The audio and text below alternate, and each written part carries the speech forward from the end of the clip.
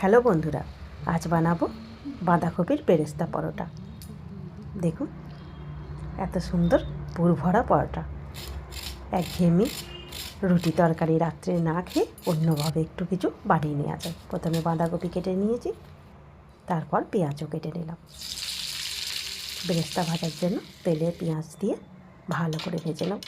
তৈরি হয়ে গেছে আমাদের পেঁয়াজের বেরেস্তা।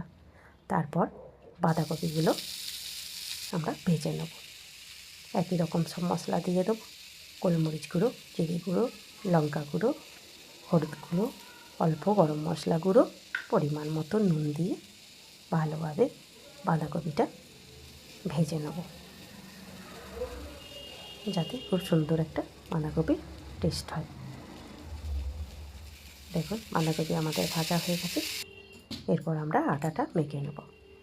নিয়েছি অল্প একটু আটা, দিয়ে দেবো তাতে তেলের ময়ন। এরপর অল্প অল্প করে জল দিয়ে ভালো করে ডোটা আমরা তৈরি করে নেব। দেখুন আমাদের ডোটা হয়ে গেছে। এরপর একে একে লেচি কেটে বলগুলো পাকিয়ে নেব। এরপর পরোটাগুলো বেলবো। প্রথমে বেরেস্তা আর বাঁধাকপি ভাজা একসঙ্গে মিশিয়ে নেব। এরপর রুটিটা করে প্রথমেই চামচের সাহায্যে গোটা রুটিটা বাঁধাকপি আর বেরেস্তা পুরোটা ছড়িয়ে দিয়ে উল্টে মুড়ে দেবো। আবার ওপর থেকে একটু বেরেস্তা বাঁধাকপি দিয়ে এইভাবে পরোটাটা আমরা বেলে নেব। দেখুন একটা হয়ে গেছে। একইভাবে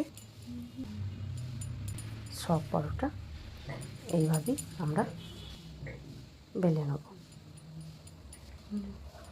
খুব সহজেই তাড়াতাড়ি অন্যরকম কিছু ডিনারে বানিয়ে নেওয়া যায়।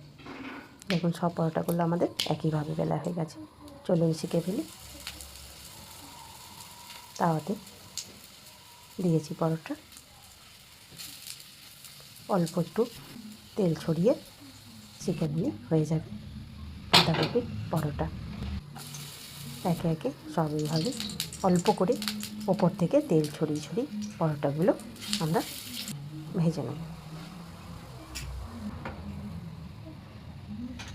দেখুন হয়ে গেছে। খুব সুন্দর, তেমনি সুন্দর নরম এবং ভেতরটা খেতে দারুণ সুন্দর হবে। একদিন অন্যরকম কিছু বানিয়ে নেওয়া যায়।